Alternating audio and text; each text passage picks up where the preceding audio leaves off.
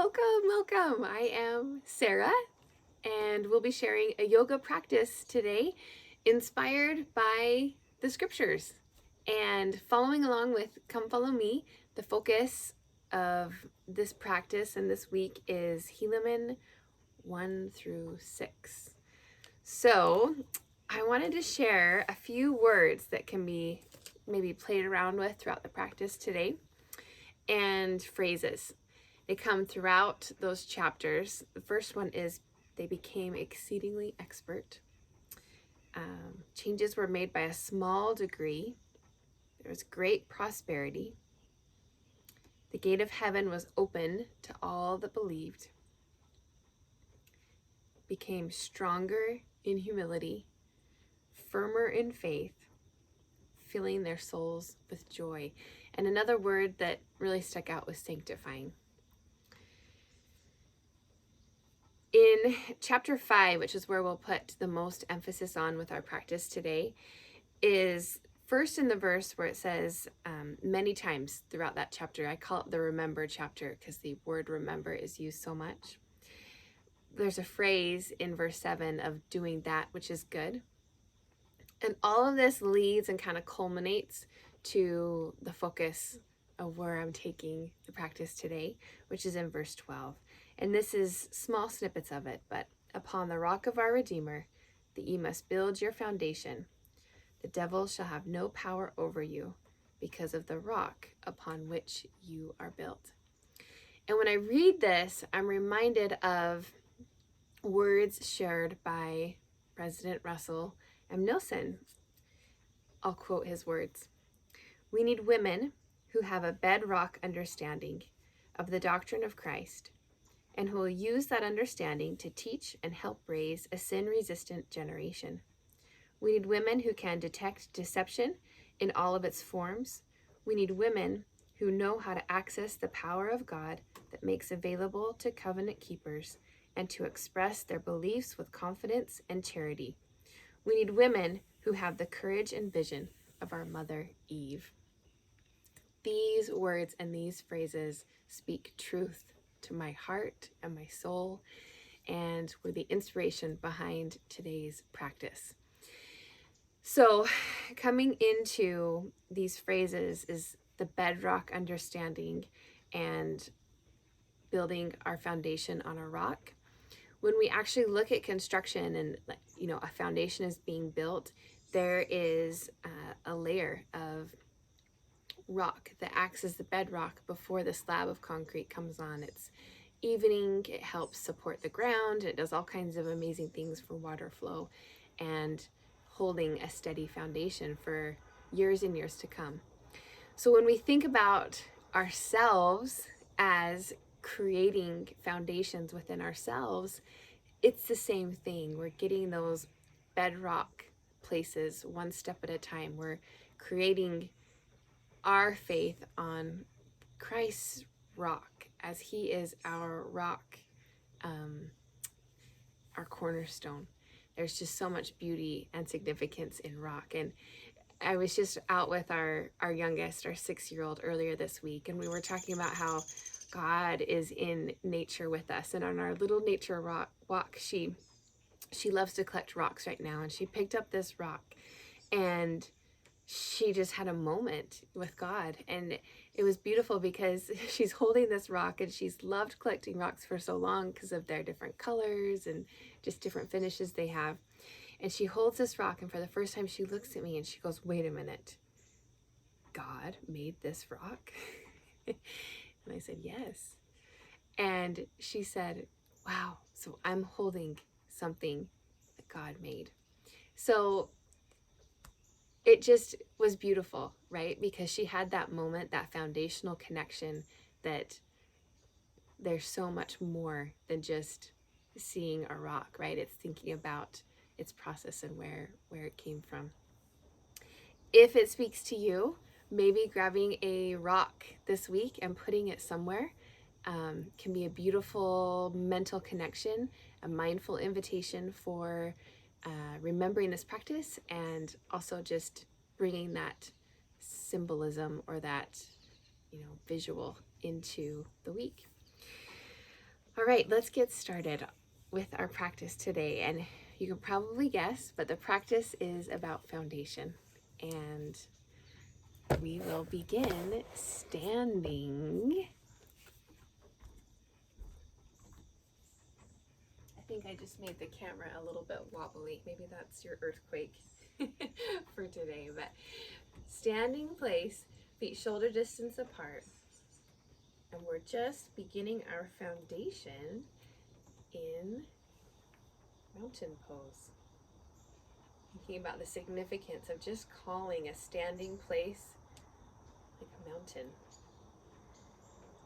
And if we visualize that mountain, those toes and bottoms of our feet are the very bottom, and then the mountain continues to extend through the legs, soft bend in the knees, noticing the torso and abdomen engaging,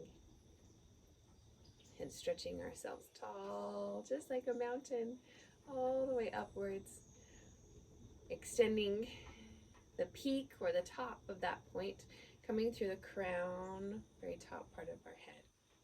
Almost like a string, it's just expanding us upward. Stretching those limbs nice and long. Let's just take a nice shoulder roll, inhaling and exhaling. Now our breath probably isn't there. It's probably normal that we've got all different places and spaces with our breath. So let's use that shoulder roll to just bring the breath into the body with intention. Exhale it out. Inhale. Exhale it out. Beautiful. And keeping a soft bend in those knees. Let's come to that foundation of our feet and just notice where the feet are placed. They might be a little rolled inward. Maybe the weight is outward. Maybe the weight is in the heels or the ball of the feet. Just notice that we can change where that weight placement is. So with those eyes closed, take a moment and recognize the 5 points of our feet. So we have weight in the heel. We recognize the outer edges of our feet touching. We can feel the ball of our foot touching. And that 4th point is in those toes. We can feel those toes lift and also touch. And if we wanted, we could try taking each toe individually and working its way back down onto the mat. So lifting all of those toes up at the same time and then placing each toe individually down onto the mat. Some of them might clump a little bit together. That's just fine. But recognizing that they are all there, uniquely stabilizing in their own way. And then our 5th point of the foot is the arch. And we're taking a moment to visualize that arch actually lifting away from the earth. Whether that happens in reality or not, doesn't matter. But we're creating that inward visual of lifting that arch up. And notice as we lift that arch up how it activates what we call our mula bandha, or the root lock, those lower muscles right in between the inner thighs that activate the pelvic floor, and then we also activate the lower abdominal region, that transverse abdominal. So just feeling that engaging sensation in that lower body as we visualize pulling that arch upwards in the sky. And then let's come to that intentional breath again, inhaling through the nose. Exhale it right back out. Inhaling. Exhaling. And you might notice as we pay more attention to our feet and how we stand, that our body becomes a bit more solid, a bit more still, a bit more steady. Let's take that steadiness with us in our practice today. Circle sweeping the arms up towards the sky, interlacing those fingertips to the sky, and looking up.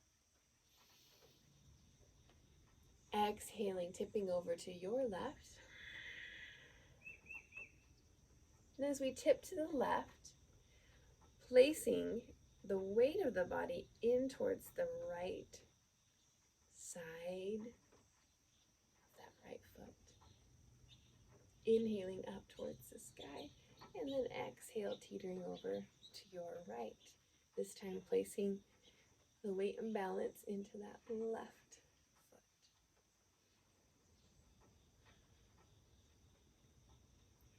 Beautiful. And then sweep and reach, just like you were grabbing that open air. Gentle, gentle, gentle. Hands resting on the thighs. And let's just awaken our spine a little before we add more movement. Rounding the spine in that exhale in this standing cat. And then inhaling, releasing, feeling that standing cow. Exhale, rounding the spine, standing cat. And then just follow along my voice with your breath. Inhaling into that standing cow.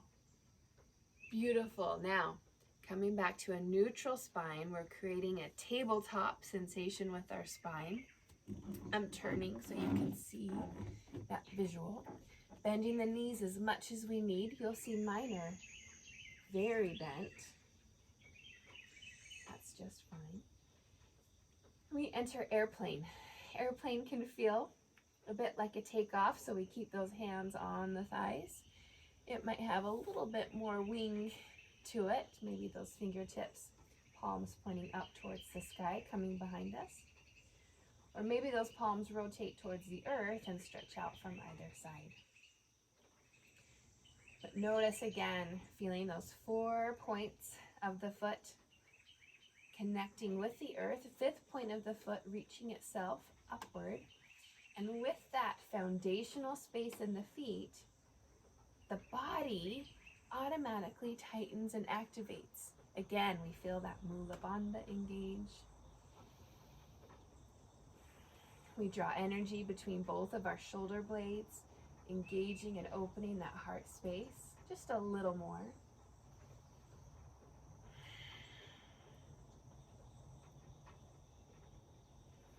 And then we release into the fold. Again, bending those knees as much as we need.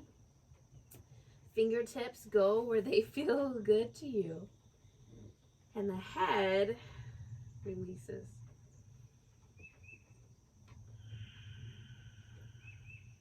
Now, if our feet are a little bit distant, let's toe heel them together, bringing them connected space. Bending the knees a bit deeper. And shifting our body into chair. Again, maybe resting those hands on the thighs. Or if the body speaks, it's okay, coming into that chair position with the hands at heart center.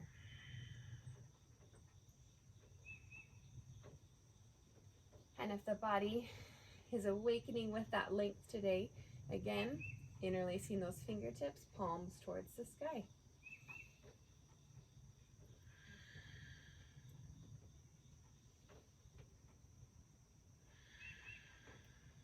Continue feeling those 4 points of the feet connecting with the earth and that 5th point, lifting into the sky.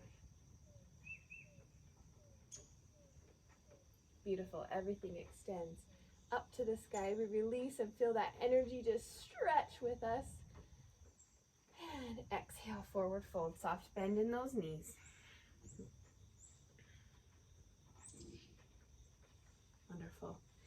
Now, if you're like me and we're not quite at the top of the mat, we'll use this nice lengthening space to adjust and step ourselves back. So maybe working those hands a little bit forward, those feet a little bit behind us, bending the knees, transitioning into child's pose. So just getting that child's pose to land. So we're on the mat together. Big toes touching, fingertips. Continue to extend until the elbows and arms no longer rest.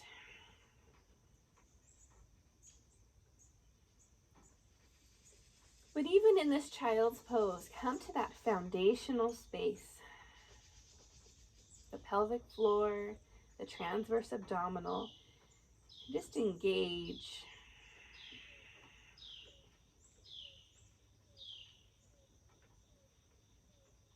Recognize how those muscles can stay engaged even with a fluid breath, even as the diaphragm moves the belly away from the spine and back in.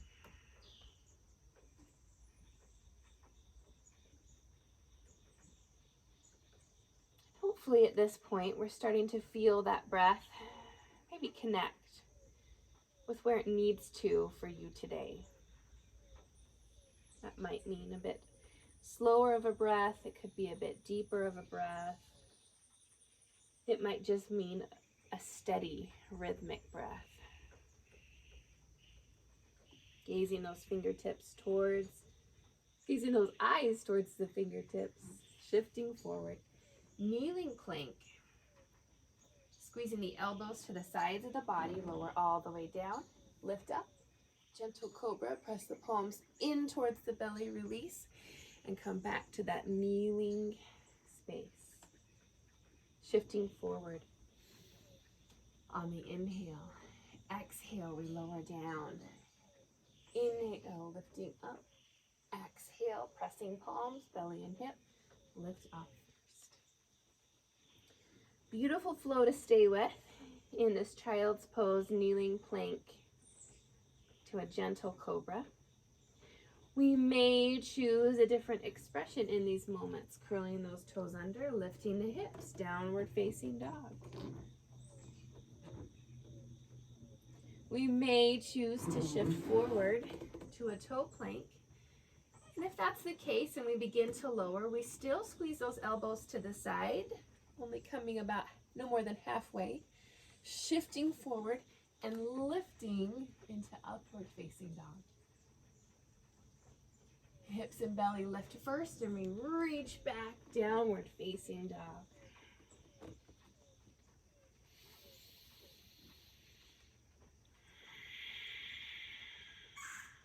And again, taking that kneeling flow through child's pose as you're familiar with it, or continuing in that toe plank option as well.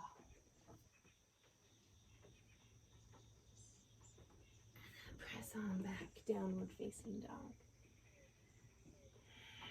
If we're in child's pose, always invited at this point to come into downward facing dog together.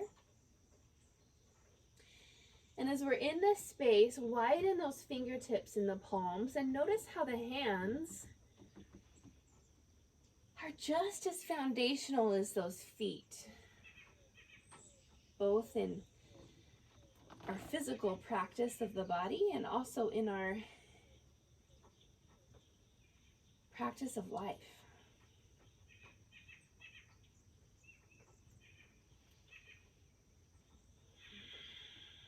Thinking about those hands and what they represent to us, to others.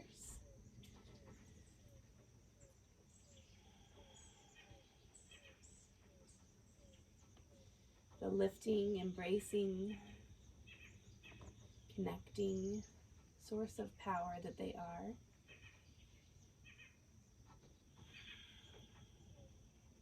And then as we're ready, lifting up the right leg towards the sky and folding that right leg in to the body. Releasing it down onto the earth. And I'll switch so you can see. I should be just like your mirror. So your right leg is forward. And we're coming into pigeon.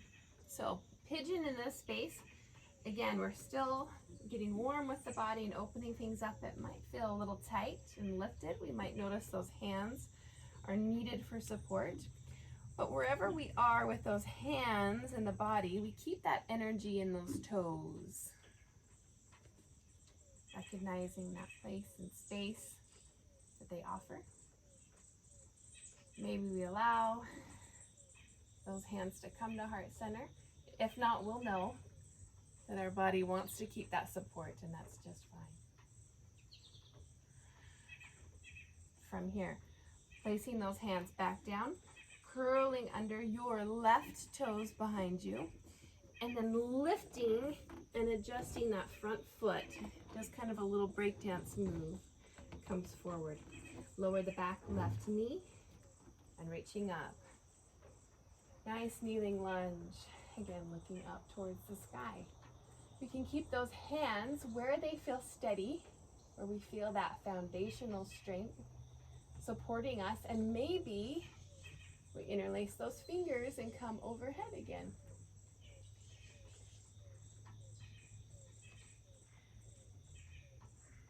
Curling the back toes under, power in the legs, pressing up and opening, warrior two.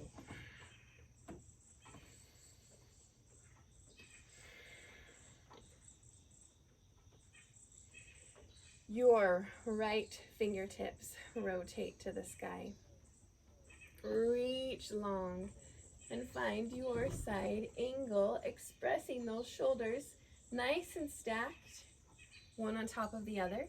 And then take the gaze where it feels good, maybe towards the earth, maybe towards the sky. Beautiful. Your right fingertips continue to lead forward. Stretching and reaching into balancing half moon. Maybe keeping that left foot connected on the earth, maybe lifting it up towards the sky.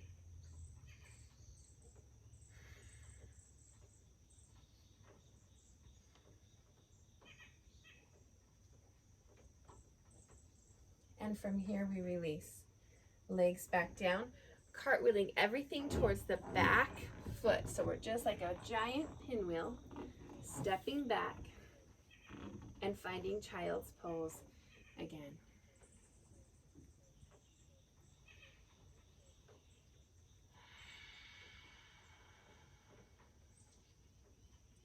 Take a moment in this child's pose to come back to that foundational space. Energy in the toes, energy in the feet, even in this reverse position for those feet. Recognizing that pelvic floor, lower abdominal region engaging. And then traveling up to the back of the spine and drawing strength between each of the shoulder blades, bringing the shoulders down and away from the ears, and feeling the engagement happen through that upper back region. Extending our focus with our minds into the palms.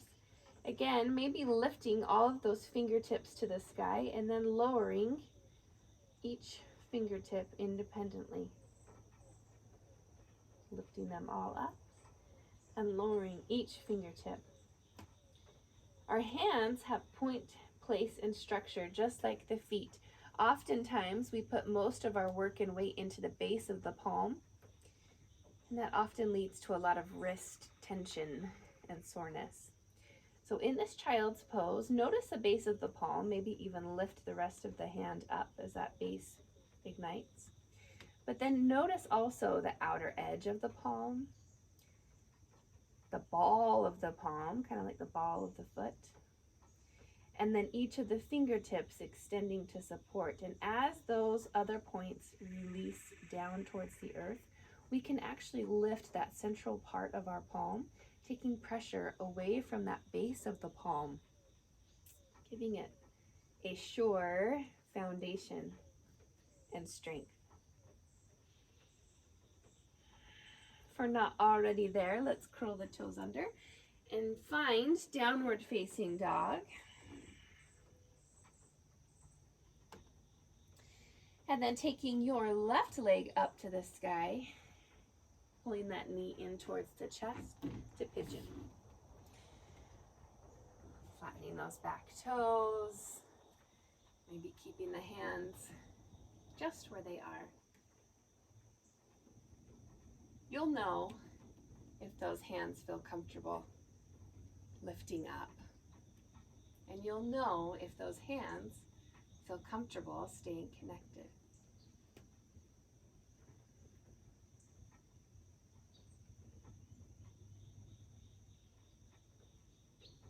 From here, the hands plant.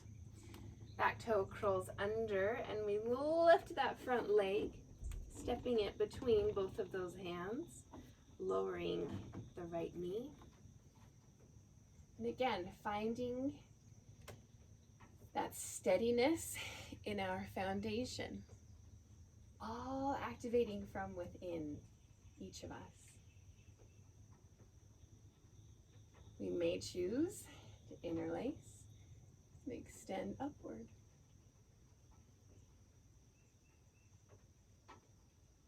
From here, the back toes curl under. We press into the earth as we reach to the sky and open warrior two.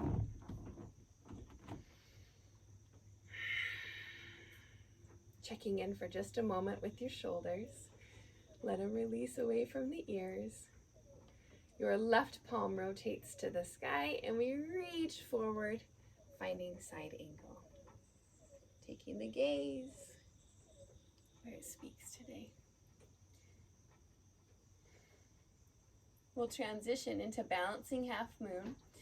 First by bringing that back foot little by little closer towards that left leg, and then using that tipping sensation to draw the body. Feeling the oppositional energy unfold.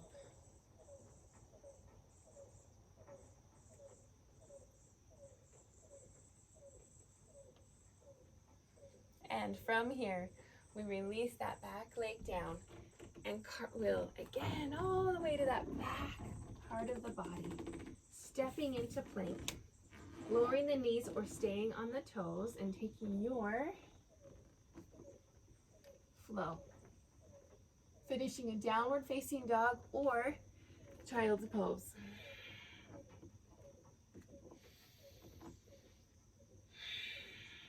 Feeling that foundational space again. Lower abdominals engaged.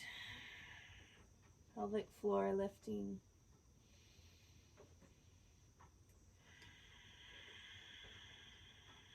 Drawing those shoulders down and back, further opening the heart space. Feeling that strength and firmness that comes from connecting these different foundational places, all working in their own way and place.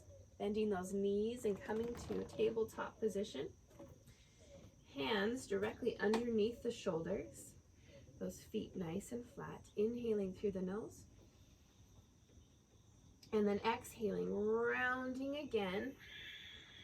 Curling those toes under and finding a nice stretch in cat.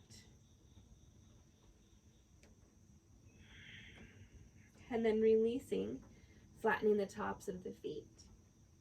Taking a nice stretch in cow. Noticing how that breath just expands. Exhaling, rounding into that cat. You might check in with any areas that still feel tense or tight, particularly around the neck and shoulders. Releasing any of that tension with this breath. It may feel good to you even to come to a neutral place and work gazing towards one shoulder and hip, and then gazing towards the other shoulder and hip. Just find what feels good to you and your body.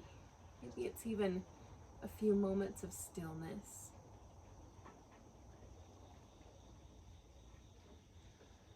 Soaking in the time of just being here, now, in this space.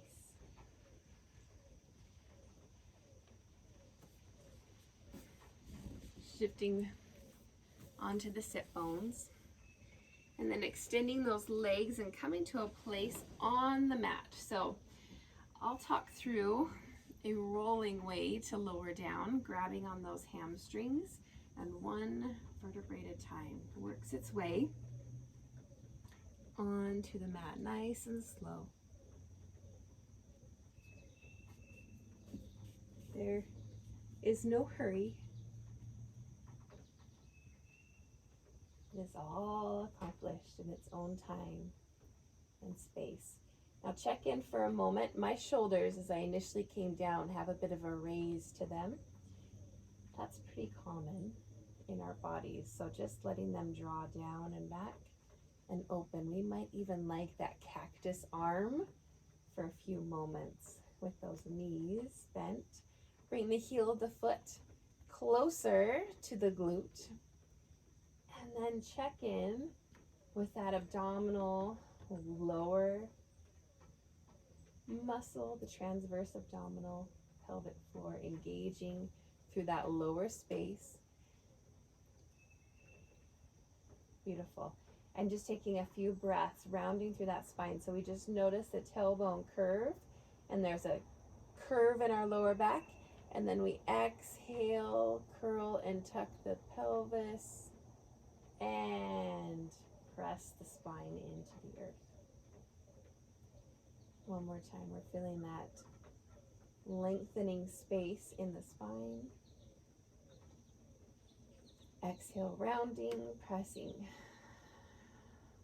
back into the earth, and then using that breath, inhaling. On the next exhale, continue to lift up to bridge pose.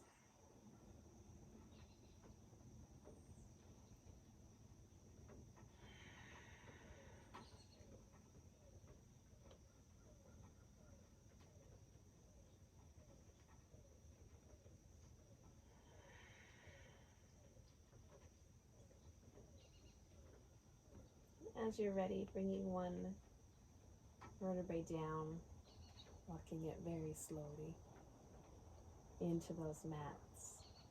Toe heeling those feet to the outer edges of the mat and letting the knees fall, working over from one side to the other, just like windshield wipers, feeling a nice stretch along the body, the hip, the knee, muscles that surround the knee.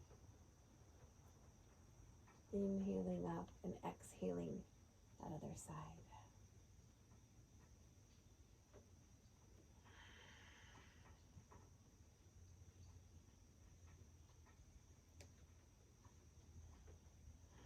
Softening those muscles in the face. Inhaling up, exhaling back down. And let's balance out that last side. Inhaling up, exhaling. From here, centering up and letting yourself come into final Shavasana for today. Again, checking in with those shoulders. Take a small inventory of the body, beginning with the feet and working upwards.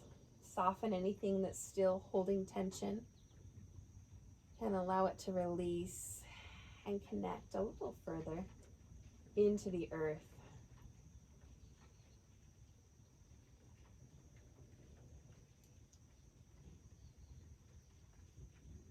Feeling that breath soften and relax, and as you continue to stay in this seated, relaxed space, I'll be guiding you through a visualization today, coming into that steadiness and foundation that we began with in our practice.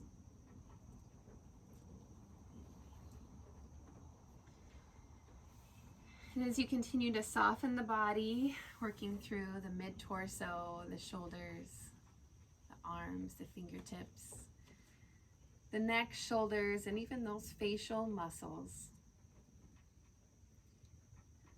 With the eyes closed and the body softened, the breath just moving exactly how it needs to in these moments.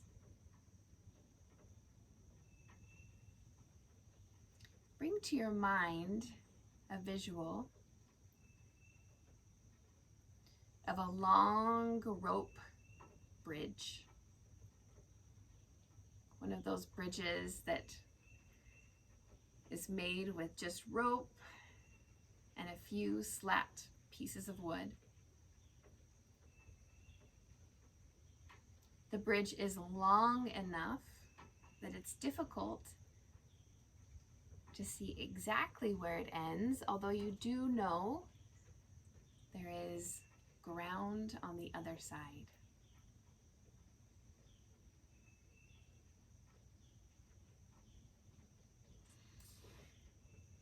And as you stand looking at this bridge, you notice there's a breeze, and the bridge has a swaying and unsteadiness to it. You notice where you currently stand on solid ground, that you are steady and the ground is steady. But the call to cross this bridge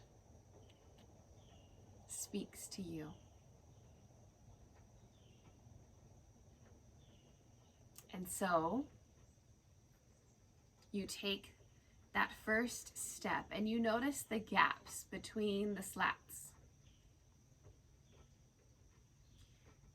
As soon as those hands grip onto the rope on either side, the unsteadiness of that bridge increases.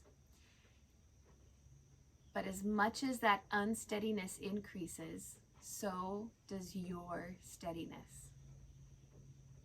Immediately, as soon as your foot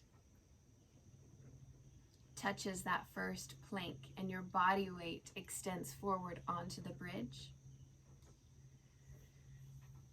those muscles coming from the feet working themselves up the legs, just like a mountain pose experience, engage the pelvic floor, the lower abdominals, and those fine micro muscles that surround and support you. Immediately they are strengthened through their activation.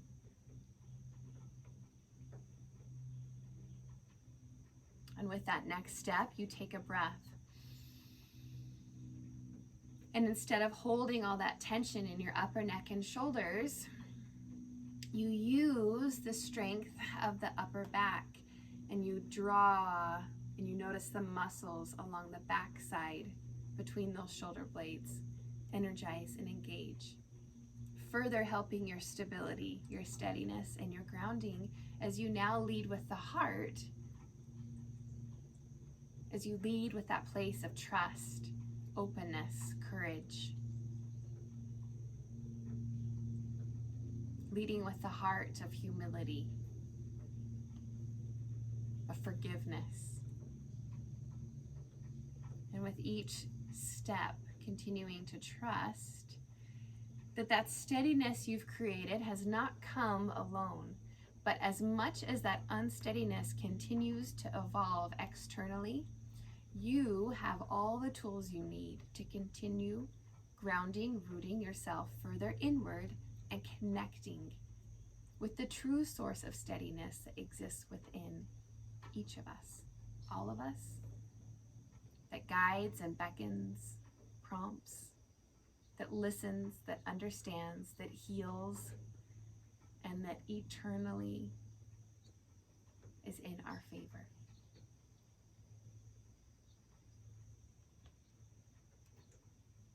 Your hands, as you gaze at them on the rope, are strengthened with each step of faith, trust, and courage. Your hands feel his hands.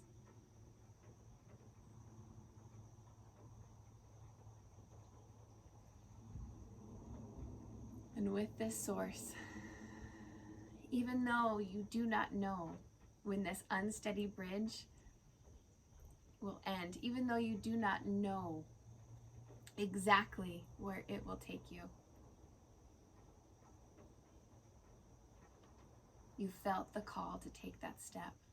And with that step onto unsteady ground, you became steadier. Place your hands on your heart.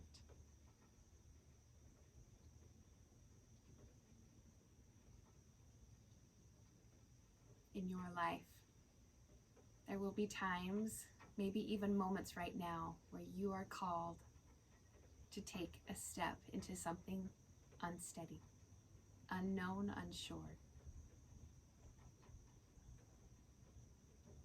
And as much as you want to hold space for that solid ground beneath your feet, it is in that unsteady space where we can choose. We can choose to take that step into unsteadiness and to let fear and doubt and overwhelm discourage us from ever moving forward.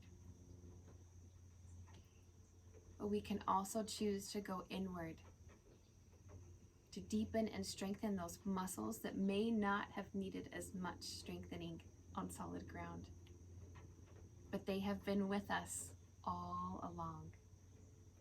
It's our call and purpose to find them.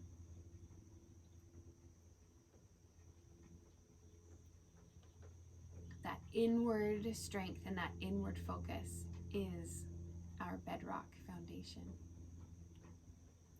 It will guide us on how to take that next step in uncharted and unsteadied ways. And it will be that rooting and grounding place that is our constant source of life, hope, and truth.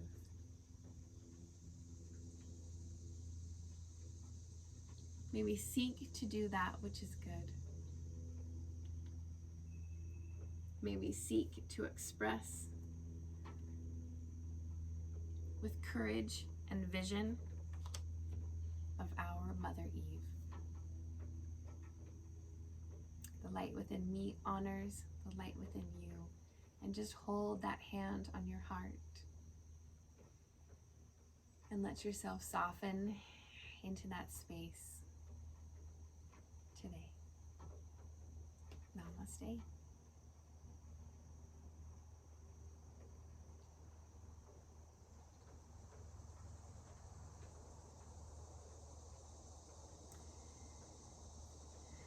As you slowly awaken and come out of that lying position,